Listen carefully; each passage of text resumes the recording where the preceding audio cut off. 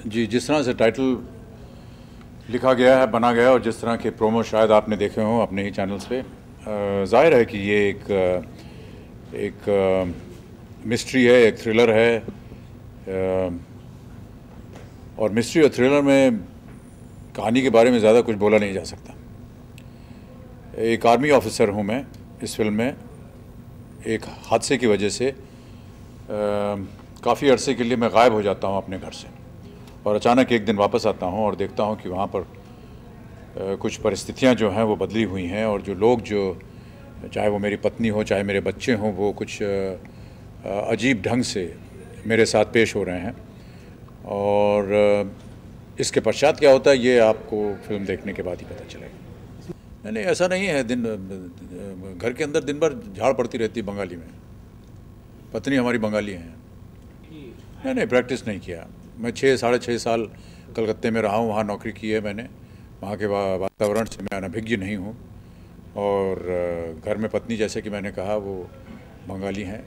हालांकि ज़्यादा बंगाली बोलती नहीं हैं, लेकिन यदा कदा उनके जो बंगाली मित्र वो आते हैं, वो बात करते हैं, समझ सकता हूँ मैं, और थोड़ी बहुत बोल भी लेता हूँ। बंगाली में नाटक नहीं किए, वहाँ अंग्रेज़ी में किया करता था।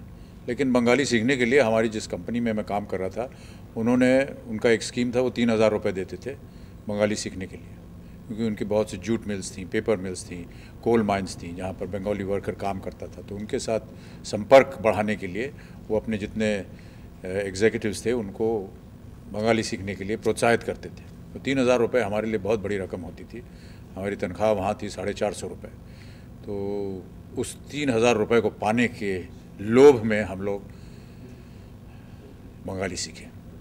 जी हाँ, मित्र हैं हमारे वो, और उनकी सलाह लेने में जाता हूँ, क्योंकि बहुत सारी, जैसे कि मैंने आपको समझाया, ऐसी परिस्थितियाँ हो जाती हैं फिल्म में जिसके बारे में मुझे स्वयं पता नहीं कि क्या हो रहा है। तो मैं अपने सहायक, अपने मित्र धर्म जी से सलाह लेता हूँ, और वो मुझे थोड़ी सी सलाह देते हैं, थोड़ा मार्गदर्शन दिखाते हैं। अब आप कुछ जवाब दीजिएगा तो मैं बोलूँगा ना आगे।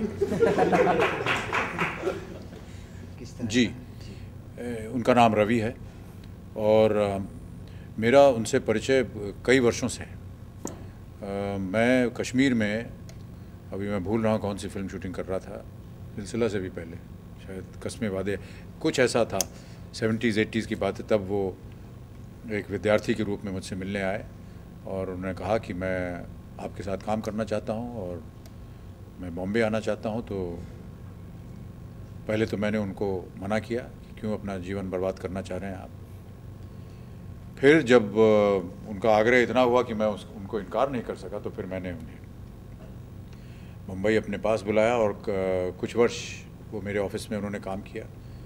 उसके बाद उनकी चाहत और उनकी रुचि जो थी वो फिल्मों की तरफ थी, और मैंने उनका परिचय करवाया श्री यश चोपड़ा से।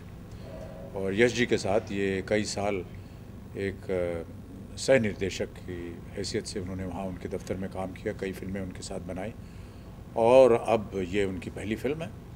तो जाहिर है कि मुझे बहुत ज़्यादा खुशी हो रही है रवि के लिए। वो बहुत मेहनती हैं और बहुत साल इन्होंने इंतज़ार किया है इस अवसर के लिए।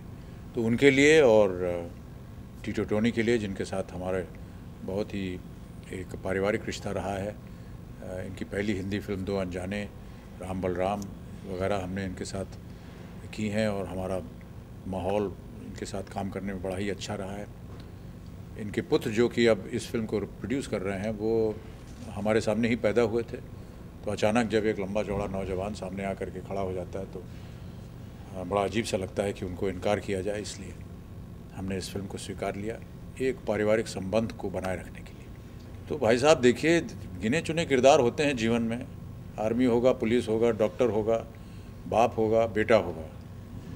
बस इन्हीं के दायरे में हमको काम करना है, और 900 फिल्में बनती हैं।